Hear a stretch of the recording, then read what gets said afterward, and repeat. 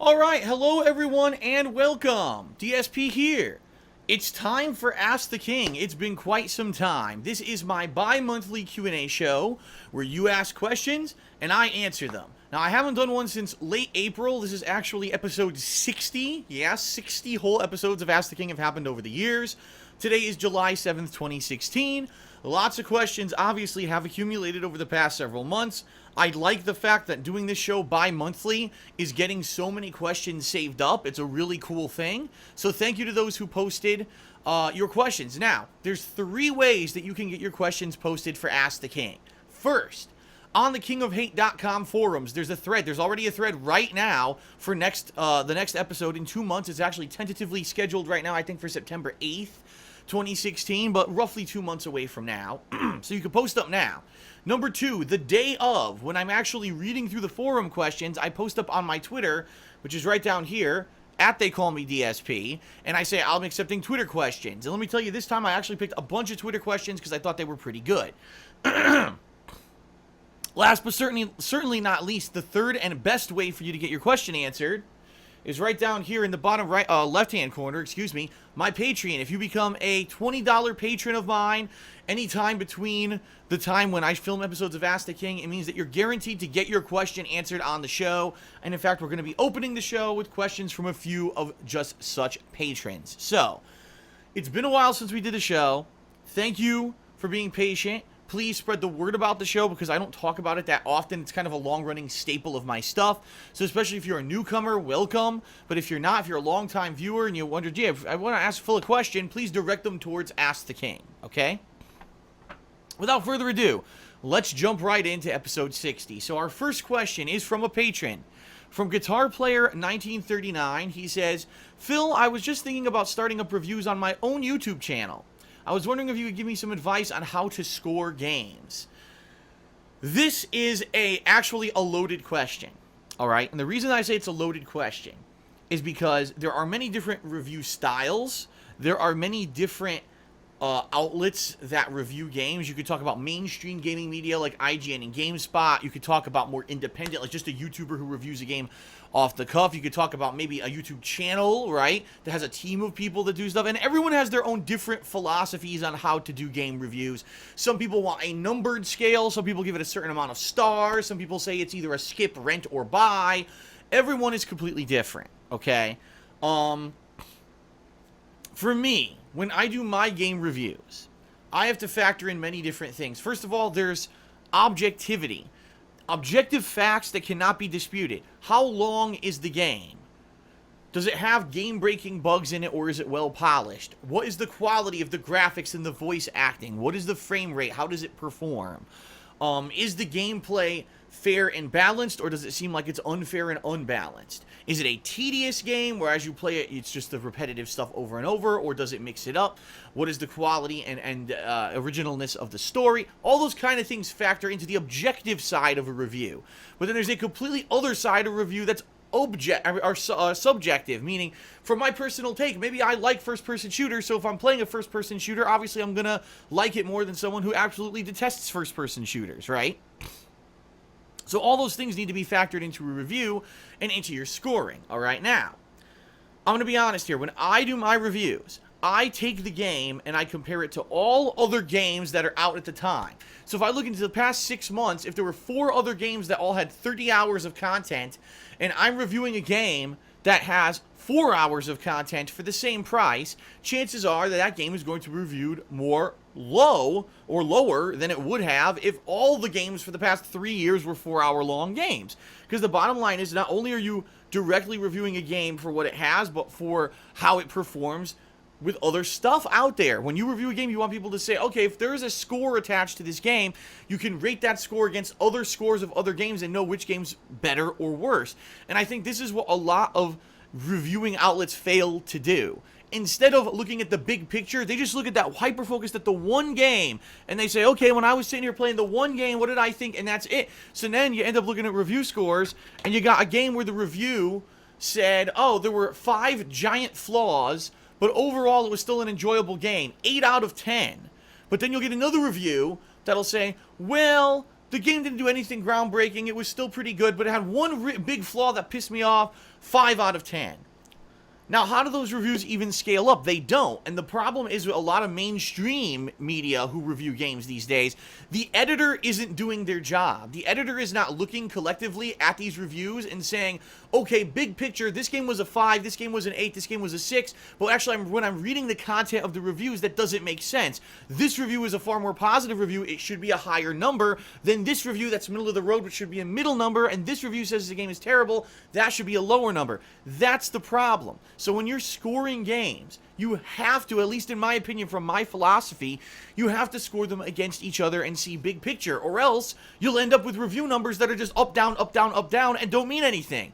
You know, if I review Street Fighter V and I review Overwatch, yes, they're two completely different styles of games, but if I did my job well as an honorable and a respectable reviewer, you should be able to tell that from my experience which game was better than the other.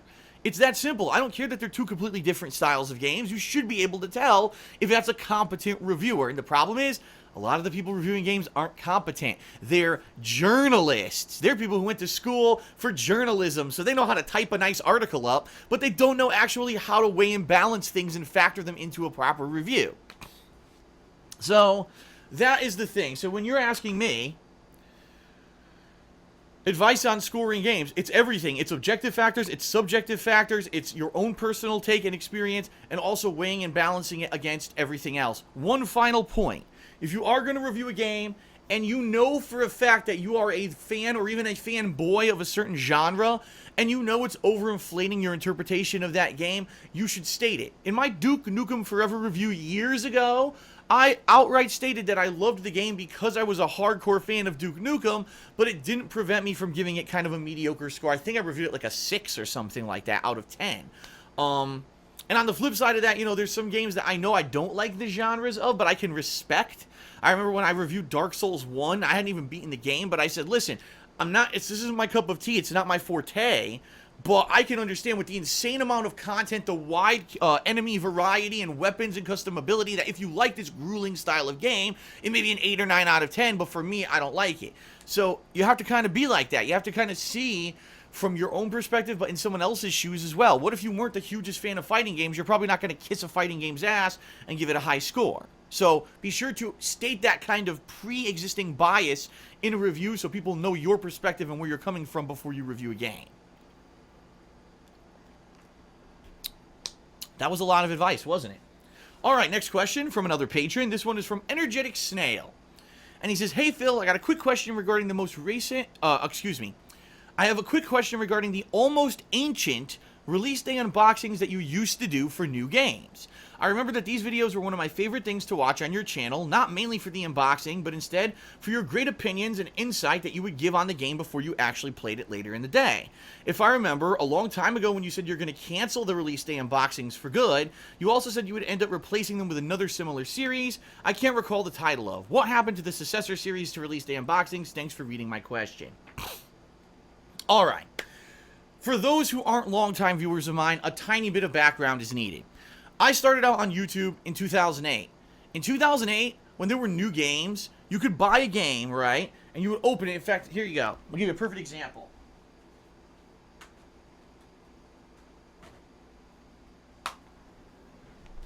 This is great.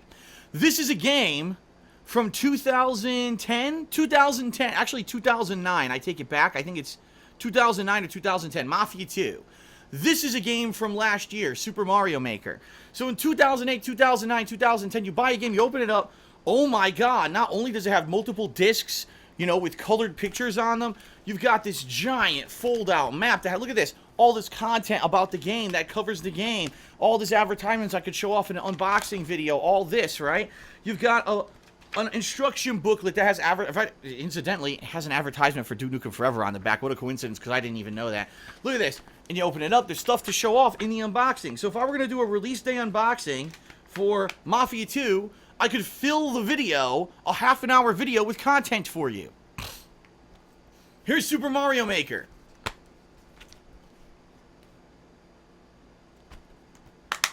That's the difference. 5, 6 years ago, games were coming with tons of stuff on the inside to show you.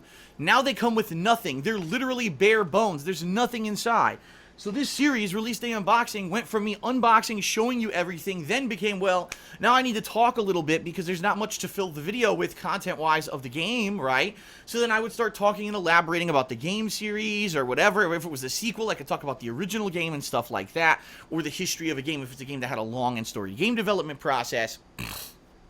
But ultimately what ended up happening, the videos ended up being mostly filler because there was nothing to show you in the unboxing. There's just nothing interesting. And also, over the years, I went from getting like every collector's edition possible, which had little statues and collectibles and all kinds of junk, to just getting the regular games, because the bottom line is paying 50, 60, 70 extra bucks for a little collectible is insane, and I have no use for them. They're sitting around. I still have in my storage nook in my bedroom statues and collectibles from 10 years worth of gaming that I don't need.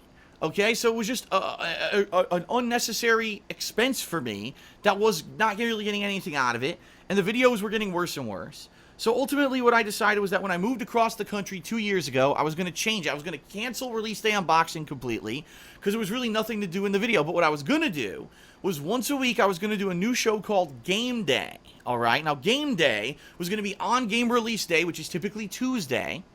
I was going to show off the new releases. So I'd be like, okay everyone, look. This week, we've got Super Mario Maker, and we've got Mafia 2. Super Mario Maker is a game where you could create your own Mario games, and I'm really interested because when I was a kid, I used to design Mario levels, blah, blah, blah, blah, blah. Oh, and Mafia 2, the sequel to Mafia 1, a lot of people told me to play this one, blah, blah, blah, blah, blah. So that would have been the objective of Game Day. It would have been a show where every week I show off the new releases, right? I talk about them, and it's kind of like an intro to all of the content that I would be putting out on live stream and in a playthrough that week. Why didn't it come to fruition? There's a few reasons why the series never happened, all right? Number one, I wanted to do it as a fresh new series. I didn't want it to be I'm just sitting on my couch presenting games. I wanted it to look more professional. I wanted it to be interesting. So ultimately, I wanted to use my green screen.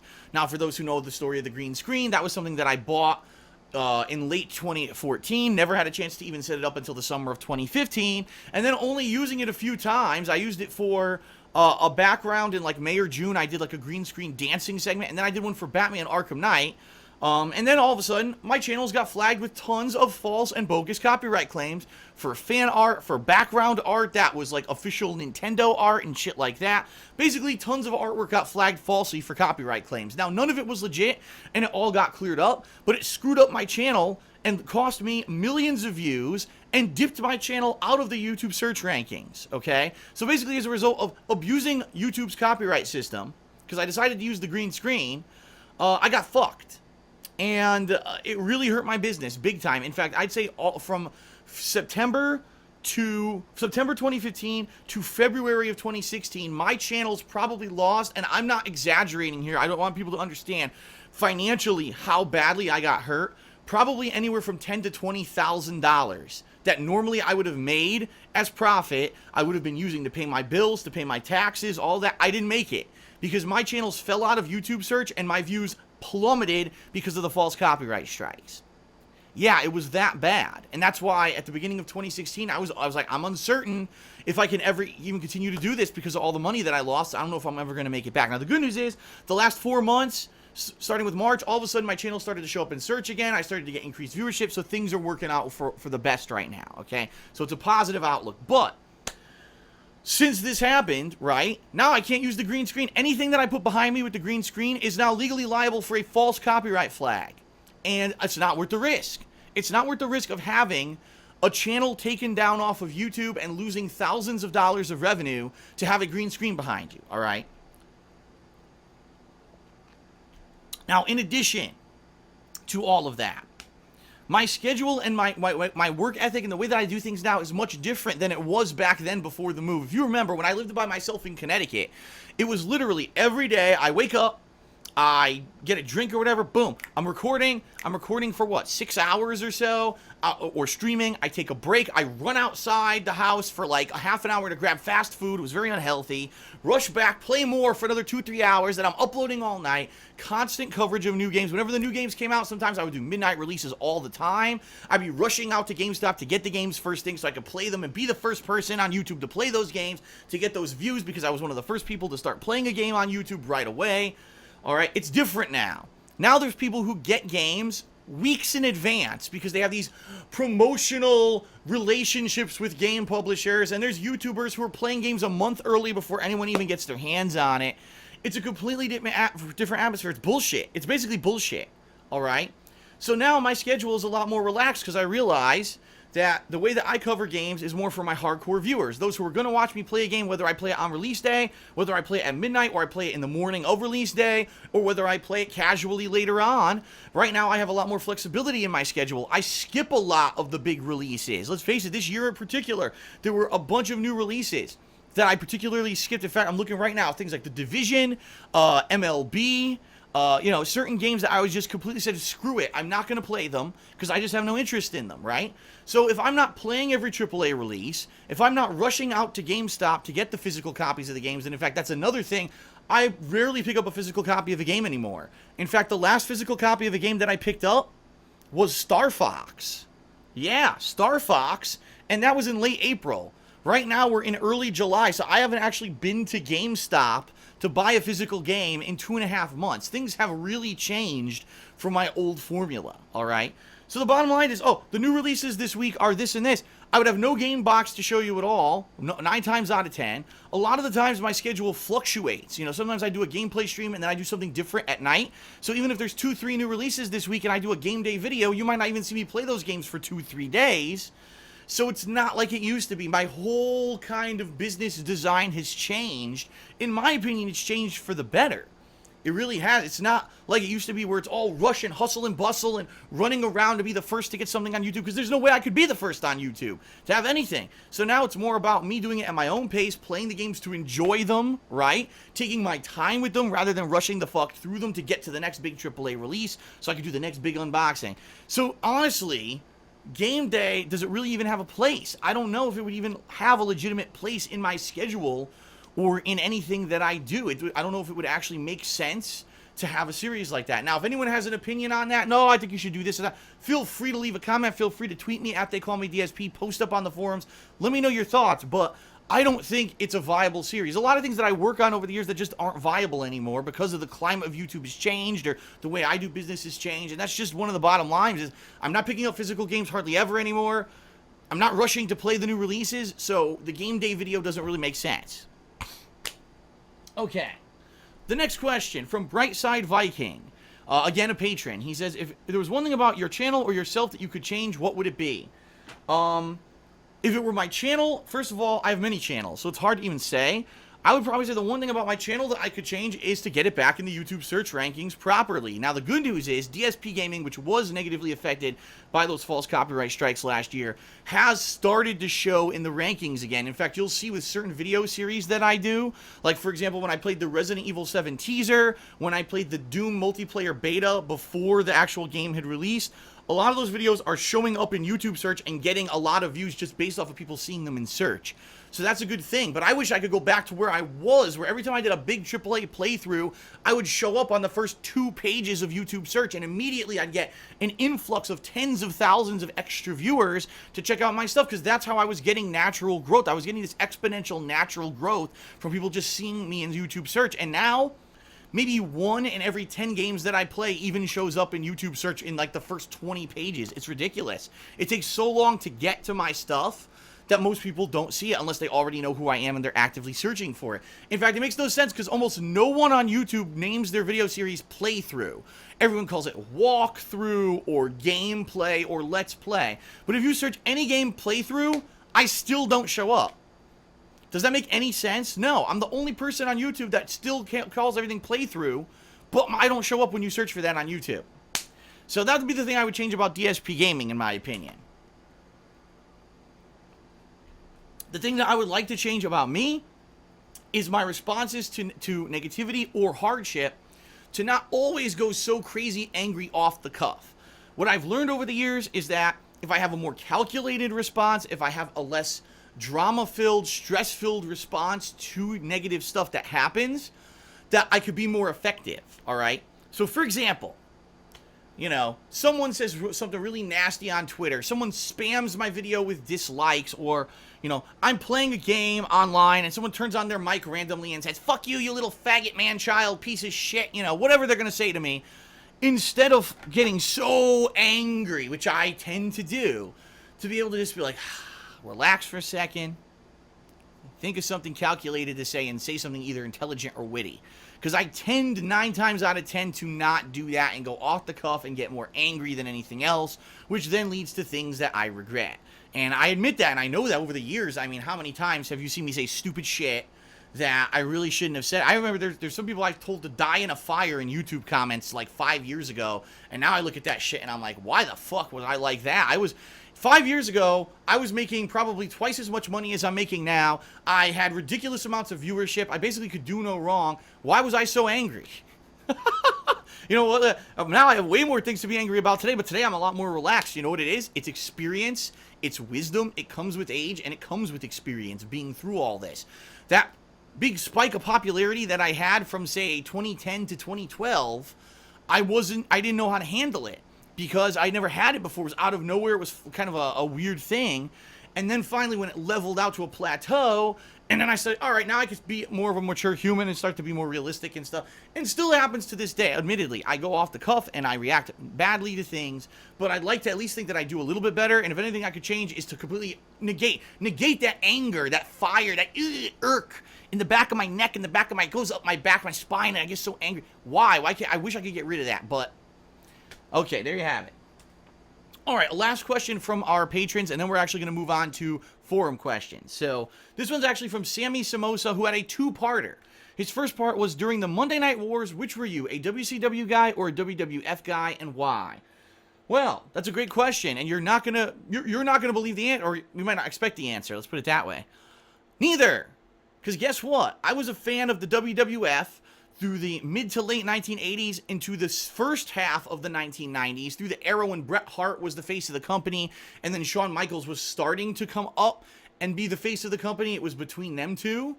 I stopped watching wrestling cold turkey around that time. I never saw the Montreal Screwjob. I never saw any of the rise of Stone Cold Steve Austin. And during high school, a lot of my friends were into pro wrestling and I wasn't into it. So at the height of pro wrestling, I wasn't into it. I actually came back to pro wrestling around the time of the invasion angle, when WCW and ECW were invading the WWE and all that. That's when I came back. And then, of course, you had the era of Brock Lesnar and all them. That's when I came back to pro wrestling. So I missed the whole Monday Night Wars. So the honest answer to the question is I was neither. I never watched WCW at all on television, and I didn't watch any of that Attitude Era of WWE. It's now that I go back to it and I see things like DX and Austin, and I get it and I understand it, but I wasn't there live for. I actually missed out on all of that. Want to know why? Street Fighter. That's how, like, engrossed in Street Fighter I was. My hobby was Street Fighter. Every Friday and Saturday night, I was at the arcade for 6-7 hours, pumping quarters into a freaking machine, playing people nonstop. I was traveling the country, playing these games, and that was it. Like, any free time or money I had went into Street Fighter. So I didn't do anything else like that. Pretty crazy, right? All right, he actually has a second question, Sammy. He says, with the presidential election coming up, why do you think there's never been a female president in the U.S. before?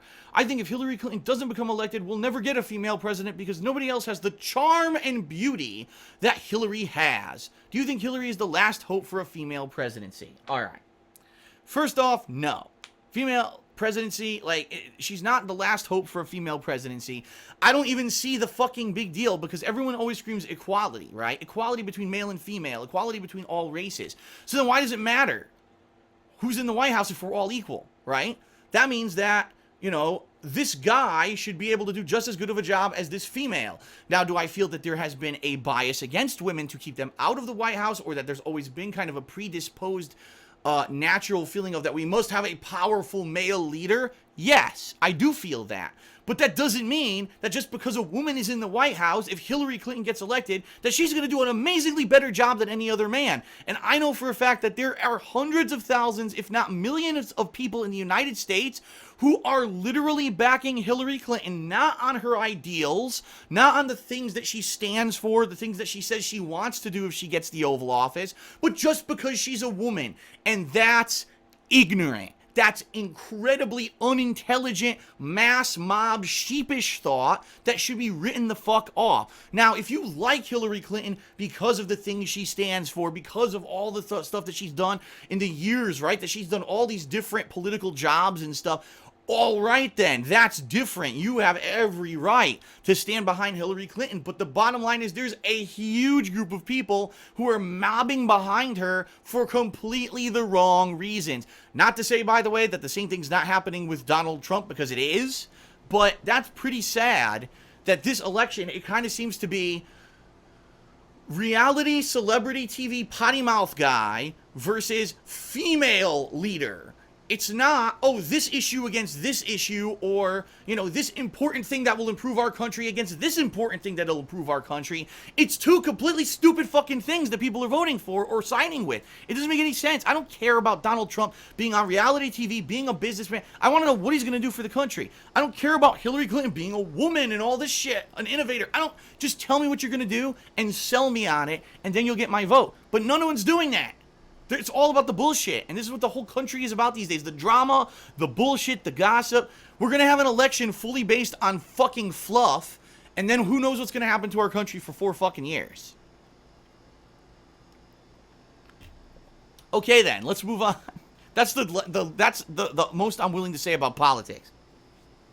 All right, so starting with forum questions. First question is from Master of Awesomeness, and he says, Phil, with RoosterTeeth now merging with Screwattack and the Creatures, do you think that RoosterTeeth is trying to create a monopoly on Let's Play videos? No, I don't. Now, if you don't know, RoosterTeeth, huge on YouTube. They were primarily known for doing things like machinimas, edited style game series, and then they started doing gameplay videos and Let's Plays and game reviews, and they branched out and they do everything. They became incredibly popular on YouTube. They're huge. They have their own freaking conventions and shit that they do. It's wild. Now, Screwattack has been around the block. This is a group of people, independent gamers, who've been making gameplay videos, and not gameplay, but gaming videos and comedy skits and stuff for over 10 years. They've been through the ringer when it comes to who they've been partnered with. At one point, they were on Game Trailers. Now, Game Trailers is out of business. They did their own thing on YouTube for a long time. Now, it looks like they're teaming up with RoosterTeeth. The Creatures. I mean, their own independent group of gamers who are big YouTubers all in their own right. They came together to form a super group, and now they're going to fuse with RoosterTeeth. I don't think anyone's going for a monopoly on anything. I don't think it's possible to have a monopoly. Let's face it. Anyone can turn on a camera. Anyone can turn on a capture device and do a Let's Play. There's no way you can have a monopoly on Let's Play. It's not going to happen. What I think they're doing is wise. They're pooling their resources, probably so that they can have more interesting events. So, for example, what's going to have the bigger draw? The gaming convention where, okay, there's the Creatures and there's Screwattack, and maybe there's some people from RoosterTeeth showing up, or the RoosterTeeth convention where you're guaranteed to have all of these personalities here because they're now under one umbrella. What about great crossover episodes where you can have all the people from these different events showing up and doing a big crossover and stuff like that? They could pool their resources, right? They could do cross promotion. It actually makes sense business-wise. And in this day and age where there's so much competition on YouTube for gaming videos, what they're doing makes sense from a business perspective, even though they may lose some of their individuality, and even though they may lose some of their individual branding, right? Because ultimately, Screwattack and Creatures are going to get absorbed under the RoosterTeeth umbrella because RoosterTeeth is the bigger entity of the three. But in the long run, it may actually allow them to exist and stay viable and stay financially afloat and do what they're doing lucratively and making sense. It's hard for someone like me. I've always been one man on an island. I have never had any kind of a team up or a crossover with anyone else on YouTube. I've never had an opportunity or an offer to do so. Even though I've worked with Machinima for how many years, I've never had anyone from Machinima come to me and say, would you like to do this collaborative event or do this or that? And the bottom line is I don't have clout. I never had clout where I could reach out to another YouTuber and say, would you like to do a co-op or would you like to do this? And bottom line is probably they would all just say no. Because who am I? You know what I mean? I exist within my own kind of bubble, and people know who I am. but you never hear about Phil in a big perspective. And so I've never had that opportunity to do a crossover or whatever. And, you know, I'm sure it probably would work out well, and it would be awesome to do that. But the reality is I'm a single guy, you know what I mean, who does stuff on YouTube here. And I don't have a lot of money, that's for sure. I don't have a lot of resources. I don't know a lot of people in the industry. I know zero people, exactly zero people in the industry besides a few YouTubers who I've had a few words with over the years, but I don't have any ongoing contact with any YouTubers.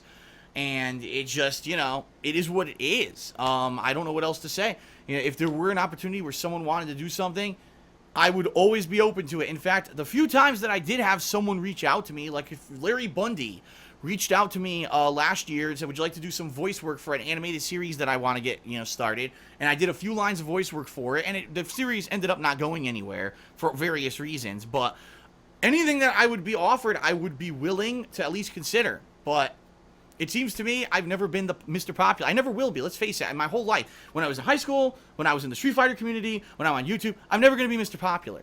And that's okay. I'll be myself. I'll be myself. And I'm still successful as myself. I'm still able to do this after all the shit I've been through.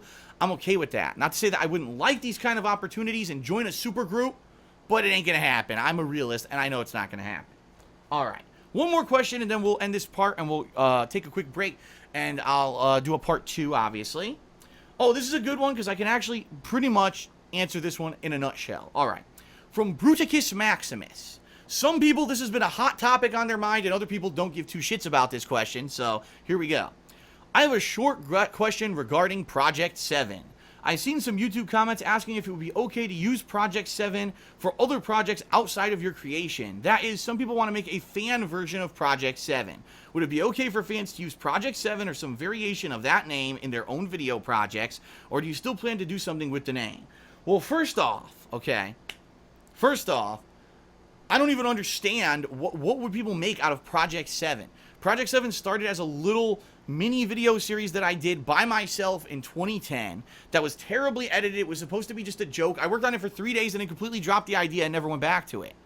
Then I revived it in late 2011 when I found some filmmakers who wanted to do something with me and see if they could get their name out there and get some popularity off of it.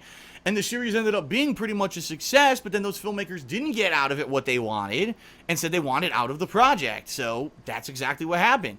And after that, I never went back to it. Now, I had ideas of maybe reviving the series and doing different things with it over the years, but it never came to fruition. So I don't understand, what would you do with Project 7?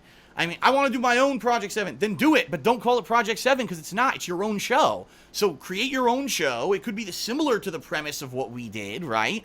It doesn't have to be exactly the same, but do it by all means. You just, no, I would say don't use the name because that's biting off of someone else's idea. Wouldn't you rather call it something different and do something creatively different than doing the same thing that we've done and just doing it your own way? Do something new. You know what I mean? It doesn't have to be called that. And honestly, Project 7 wasn't even a good name. I don't even understand why people like that name because I thought it was kind of cheesy. So that's number one. To answer it, number one, no, I wouldn't be okay with someone just making a new video series called Project 7. Number two, I haven't seen these YouTube comments about people wanting to use it, so I don't know what you're reading. I don't think it necessarily is a couple people in YouTube comments. I think you might be talking about a particular group of people, and if it's who I think it is, no, I don't want them redoing Project 7, and they don't have permission to do so. Number three, right now, I have absolutely no intentions of doing anything with Project 7, all right? Why? Well, a couple of reasons. Number one, because I don't have the means. I am not an independent filmmaker. I don't have professional camera equipment. I certainly don't have the editing know-how to put together anything good. And last year, I had this idea that maybe I would revive the series, and I killed that idea for the simple reason that I know that whatever I put out would not be good enough. YouTube of 2016 is very different from YouTube of 2009 and 2010. Back then, you could fucking take a shit on a fucking piece of paper and film it, and it would get 1 million views. Now, you actually have to put some effort and skill into stuff for it to actually get noticed. I know firsthand because KO Gaming, my new YouTube channel, when I started actually sitting down and I got better editing software and I fucking focused on getting better audio quality and editing stuff together nicely, now my edited videos are finally starting to get some attention. Great, because previously I was doing them and they weren't as good and they were getting like no attention. I was putting in all this time and effort into something that wasn't worth it. It's the same thing here with something like Project 7 or any other edited series. The problem is I don't have the time, the money, or the resources to do a series like that by myself. If I had a group of people working with me, maybe it would have been possible. I don't. So right now, I have zero intentions of doing anything with Project 7, especially this year in particular. When you take a look at how things have been going, my balance of live streaming and raw gameplay, balance with the edited stuff on KO Gaming, is working splendidly. The business is doing well. I've got 4 consistent months of awesome performance. There's no reason why all of a sudden I should say, well, now it's time to take time off and start working on an edited series called Project 7 again. Half the people who watch me will be like, what are you doing? Well, I don't even know what that is. Why are you wasting your time with it? All right?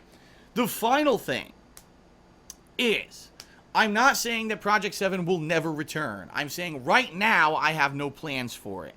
But there's, all this information. Final Fantasy VII is coming back, ladies and gentlemen. They're redoing the game as an episodic current-gen release and all that. Who's to say that once that game is released that I won't decide to do an episodic series based on me playing Final Fantasy VII and call it Project 7? I don't know. There's a lot of opportunity for stuff in the future, all right? And I'm not going to say, oh, well, just go ahead and do whatever you want with the name Project 7, and the next thing you know, I want to do something with it, and I can't. I'd be an idiot. So the bottom line is, I have no immediate plans for Project 7. It wouldn't make sense to do anything with Project 7 right now because everything's going well and people are liking what I'm doing. But that doesn't mean that in the future there won't be anything in regards to Project 7. And no, do not steal the name and try to make a show called Project 7. That would be very unwise, and I don't condone it. If you're going to do a show with the same premise, go for it. Call it anything else, and I don't care. You can do whatever you want. Okay? All right. That is it for part 1 of Ask the King. We've still got 3 pages of questions to go when we return. So, don't go anywhere. There'll be multiple parts of this coming up right here on the King of Hate Vlogs. Thank you for watching, everyone, and I'll be back shortly with the next few parts.